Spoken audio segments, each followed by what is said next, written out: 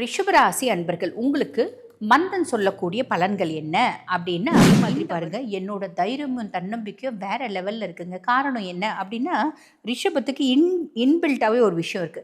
எதையாவது ஒன்றத்தை கற்றுக்கணும் அப்படின்னு நினச்சாங்களே, இன்டெப்த்தாக வந்து பார்த்தீங்கன்னா அவங்க அந்த நாலேஜ் இப்போ வளர்ந்துட்டாங்க. குழந்தைங்கள பார்க்கணுன்னு எனக்கு ஆசை, அதனால் வந்து சேர்றது. அது மாமியாராக இருக்கலாம், நாத்தனாக இருக்கலாம். அந்த மாதிரி இழந்த சொந்தம் திரும்பி வந்து உறவாடுறதுக்கான வாய்ப்பும் உண்டு.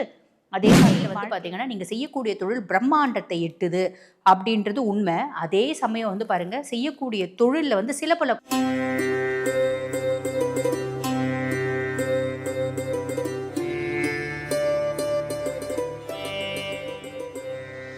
ஜோதிட யுகம் நேயர்களுக்கு வணக்கம். நான் டாக்டர் தீபா லாலன். இன்னைக்கு நம்ம என்ன டாபிக் பற்றி டிஸ்கஸ் பண்ண போகிறோம் அப்படின்னா, பொதுவாக வந்து பாருங்கள், இந்த வருட பலன்கள் அப்படின்றது சொல்கிறாங்க இல்லையா, 2026 எப்படி இருக்கும், அதுக்கான பலன் என்ன, ஒவ்வொரு ராசிக்கும் என்னென்ன மாதிரி நல்லது நடக்கும், இப்படி பல விஷயம் நாங்கள் சொல்கிறது உண்டு. இதே மாதிரி பார்த்திங்கன்னா, இது வந்து சமீபத்தில் வந்தது. ஜார்ஜியன் கேலண்டர் ஃபாலோ பண்ணி எல்லாரும் வந்து பார்த்திங்கன்னா 2026 அப்படின்ற மாதிரி பலன்களை நாங்கள் சொல்லிட்டு வரோம். நானே நிறைய பதிவுகள் சொல்லியிருக்கேன். ஆனால் இது வந்து பாருங்கள், இதுக்கு முன்னாடி ஒரு விஷயம் வந்து பார்த்திங்கன்னா நம்ம நாட்டில் தொன்று தொட்டு இருந்துச்சு. அது என்ன அப்படின்னா, சூரியன் மகர ராசியில் பிரவேசிக்கும் காலம். இதை வந்து பார்த்திங்கன்னா மகர சங்கராந்தி அப்படிம்பாங்க. அன்னைக்கு அந்த மகர சங்கராந்தி நாள் அதுக்குன்னே வந்து பார்த்திங்கன்னா ஒரு புருஷன் இருக்கான், மகர சங்கராந்தி புருஷன். அந்த மகர சங்கராந்தி புருஷன் எந்த வாகனத்தில் வரான்? இந்த முறை வந்து பார்த்திங்கன்னா புலி வாகனத்தில் எழுந்தருளியிருக்கான். என்ன ஆயுதம் ஏந்தி வரான்? கொடை எடுத்துட்டு வரானா? என்ன ஆபரணங்கள் போட்டு வரான்? இந்த முறை பாருங்க, வைடூரியத்தை ஆபரணமாக தரிச்சிருக்கா. அப்போ பீடை ஆக அவன் என்ன மாதிரி ரூபம் கொண்டு வரான், எந்த திக்குலேருந்து வரான் அப்படின்றத பொறுத்து, எந்த நட்சத்திரத்தில் வரான், எந்த ராசியில் வரான், இப்படி அதை பொறுத்து வந்து பார்த்திங்கன்னா பலன்கள் அப்படின்னு சொல்கிறது உண்டு. அந்த விதத்தில் வந்து பார்த்திங்கன்னா பொதுவான பலன்களும் கொடுக்கப்பட்டிருக்கு, ஒவ்வொரு ராசிக்கான பலன்களும் கொடுக்கப்பட்டிருக்கு. பொதுவான பலன்கள் என்ன அப்படின்னா, மழை அதிகமாக இருக்குமோ போன வருஷம் மாதிரி இந்த வருஷமும். தானியங்கள், நெல், கோதுமை, பருப்பு வகைகள் இதெல்லாம் நல்ல விளைச்சல் இருக்கும் அப்படின்னு கொடுத்துருக்காங்க. பசு பால் நாசம் அப்படின்னு கொடுத்துருக்காங்க. அதே மாதிரி பார்த்தீங்கன்னா ஆன்மீகவாதிகளுக்கு பெருசாக வந்து பாருங்கள், நான் தான் அம்பிகை, நான் தான் ஈசன் சொல்லிட்டுலாம் நிறைய பேர் தெரியுறாங்க பார்த்தீங்களா, அவங்களுக்குலாம் பெரிய கண்டம் இருக்குது அப்படின்னு சொல்லியிருக்காங்க. அதே மாதிரி பார்த்தீங்கன்னா சனி, ஐயப்பன், கால பைரவர், தர்மசாஸ்தா இந்த மாதிரி கடவுள்களோட வழிபாடு அதிகமாகும். ஆன்மீகத்தில் மக்களுக்கு நாட்டம் அதிகரிக்கும். நிலம், வீடு, கட்டுமான துறையில் இருக்கவங்களுக்கு வளர்ச்சி அப்படின்னு கொடுத்துருக்காங்க அப்படின்னு சொல்லியிருக்காரு மந்தன். அதே மாதிரி குளிர்காய்ச்சல், மூட்டு வலி, முதியவர்களுக்கு உடல் நலத்தில் ரொம்ப வந்து பார்த்திங்கன்னா பிரச்சனை, இதெல்லாம் வரத்துக்கு வாய்ப்பு உண்டு. இதுவும் மந்தன் சொல்லக்கூடிய ஒரு பலன்கள் அப்படின்னு சொல்லலாம். அதே மாதிரி உலக நிகழ்வுகள் அப்படின்னு சொல்லும்போது நிலநடுக்கம், நிலச்சரிவு, மலை சார்ந்த இடங்கள் பாதிப்பு. மலை சார்ந்த இடத்துல வந்து பார்த்திங்கன்னா நிலநடுக்கம் வரத்துக்கு, அங்கே பிரச்சனை வரத்துக்கான நிறைய வாய்ப்பு இருக்குது அப்படிங்கிறாரு. கடல் காற்று தொடர்பான பாதிப்புகள், தீ விபத்துகள், இந்த மாதிரி நிறைய விஷயம் சொல்லியிருக்காங்க. அதே மாதிரி பாருங்கள், அரசியலில் பெரிய மாற்றம் நிகழும். ஆக இந்த மாதிரி நிறைய பலன்கள் இருக்குது. இது பொதுவான பலன்கள். இப்போ உங்கள் ராசிக்கு என்ன மாதிரி பலன்கள் மந்தன் சொல்லியிருக்காரு, சட்டுன்னு பார்த்துடலாம் வாங்க. ரிஷபராசி அன்பர்கள் உங்களுக்கு மந்தன் சொல்லக்கூடிய பலன்கள் என்ன அப்படின்னா, இந்த வருடம் பணவரவு சீராகும். பணவரவு சீராகும் அப்படின்னும் போது குடும்பத்தில் பண நடமாட்டம் இருந்துகிட்டே இருக்கும் அப்படிங்கிறாங்க. அதே மாதிரி பார்த்திங்கன்னா குடும்பத்தில் சுப செலவுகள் நடக்கும். ஏதோ ஒரு விதத்தில் சுப செலவு. நிறைய ரிஷபம் வந்து பாருங்கள், வீடு வாங்குறது, கார் வாங்குறது, சொத்து பத்து வாங்குறது, நிலப்புல வாங்குறது, கடைசி வந்து பார்த்திங்கன்னா ஒரு 4 கிராம் வெள்ளி வாங்குறது, இப்படி ஏதோ ஒரு சுப செலவு. ஒரு செலவு செய்கிறோம், அந்த செலவுனால எனக்கு மனசு சந்தோஷமாக இருக்குது அப்படின்ற ஒரு செலவு. நிலம், வாகனம் சார்ந்த யோஜனைகள் வரும். நிலம் வாங்கலாம், வீடு வாங்கலாம். நம்ம வந்து பாருங்கள், நம்ம ஒரு வண்டி, கார் வச்சுன்னு இருக்கோம், பட் லக்ஸரியஸ் வண்டி வாங்கலாம் அப்படின்ற யோசனைலாம் வருமா? அந்த யோசனையை நீங்கள் வந்து பார்த்திங்கன்னா ப்ராப்பகேட்டும் பண்ணுவீங்க அப்படின்னு அர்த்தம். தொண்டை, கழுத்து கவனம் அப்படின்னு சொல்லியிருக்காரு. அப்போ நிறைய பேருக்கு தொண்டை சார்ந்த பிரச்சனைகள் வர்றதுக்கு வாய்ப்பு உண்டு, கழுத்து சார்ந்த பிரச்சனைகள் வர்றதுக்கு வாய்ப்பு உண்டு. ஆக அதில் கவனம் அப்படின்றது ஞாபகம் வச்சுக்கோங்க.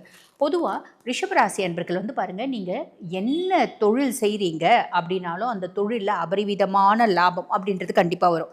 காரணம் என்ன அப்படின்னா, ரிஷபம் எப்பயுமே உழைப்புக்கு வருத்தப்படக்கூடிய பர்சனாலிட்டிஸே கிடையாது. எவ்வளோ நாளும் நான் உழைப்பேன் அப்படின்றது தான் ரிஷபம். சிம்பிளே பார்த்திங்கன்னா காலை, நம்ம ஜோதிட ரீதியாக பார்க்குறோம் அப்படின்னா கூட சிம்பிளே வந்து பாருங்கள் காலை.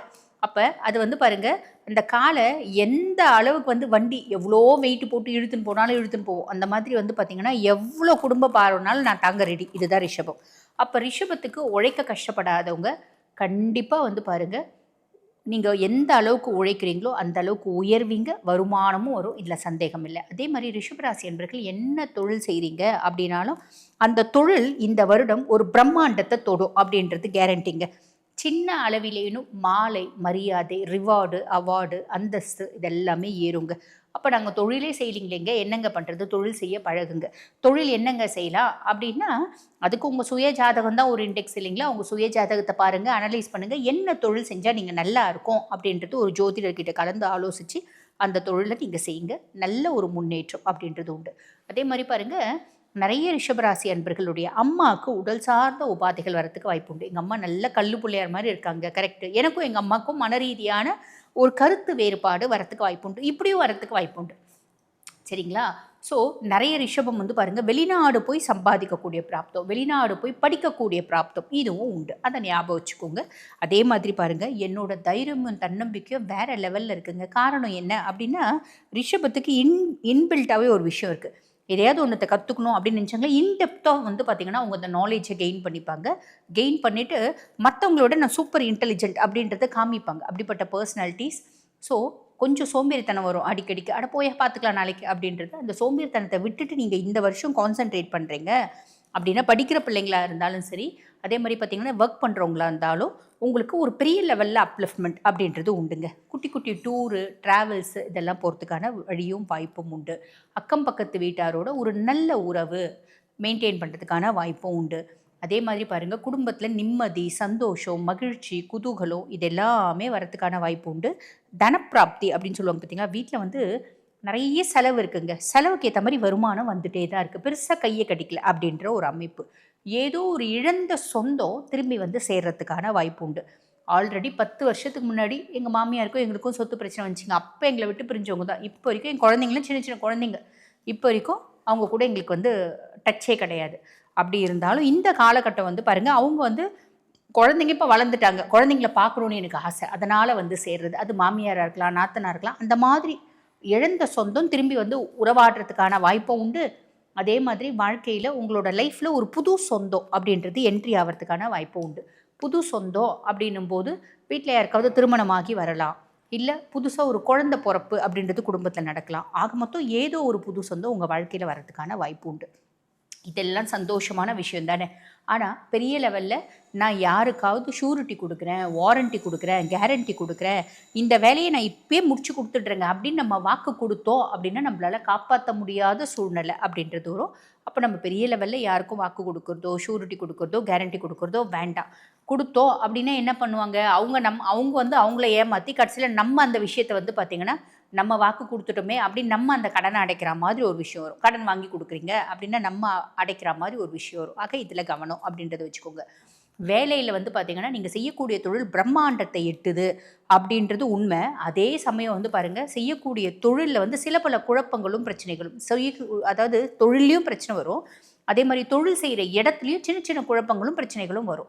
பொதுவாக ஒரு தொழில் பெரிய லெவலில் ரீச் ஆகுது அப்படின் போது அதுக்கு கொசுராக சில பிரச்சனைகள் வரும் தெரியுங்களா. சிறிய அளவிலேயானும் சின்ன சின்ன பிரச்சனைகள் வரும். அந்த பிரச்சனைகளை ஓவர் கம் பண்ணுறீங்க அப்படின்றது ரொம்ப சுலபங்க.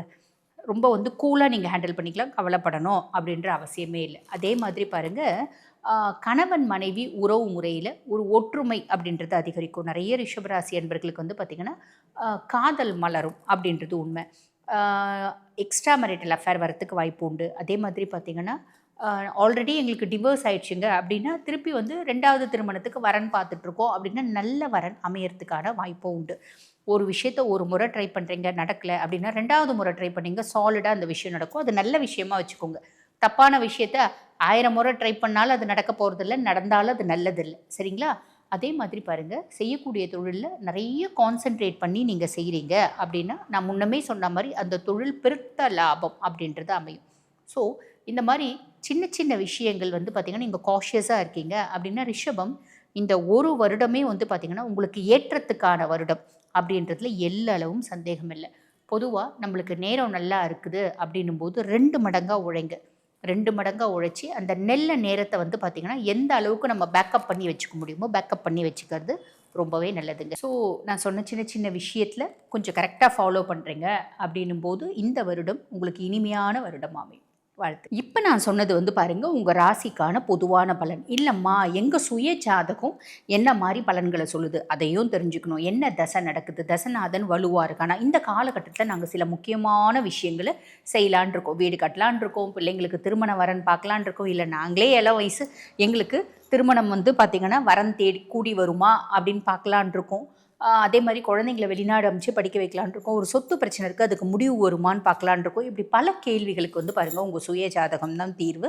உங்கள் சுய ஜாதகத்தை பார்த்தா இது நடக்கும், நடக்காது, காத்துன்ட்ருக்கணும், இல்லை கிடைக்கவே கிடைக்காது, இப்படி பல பதில்கள் அப்படின்றது வரும். ஆக இந்த பதிவை பார்த்துட்டு இருக்கோங்க, எங்களோட சுய ஜாதகத்தை பார்க்கணும் அப்படின்னு விருப்பப்படுறீங்கன்னா நான் பேசிகிட்டு இருக்கும்போதே எங்களோட வாட்ஸ்அப் நம்பர் கொடுத்துருப்பாங்க. அந்த வாட்ஸ்அப் நம்பருக்கு கால் பண்ணி அப்பாயின்மெண்ட் ஃபிக்ஸ் பண்ணி என்கிட்ட பேசிக்கலாம். தேங்க்யூ.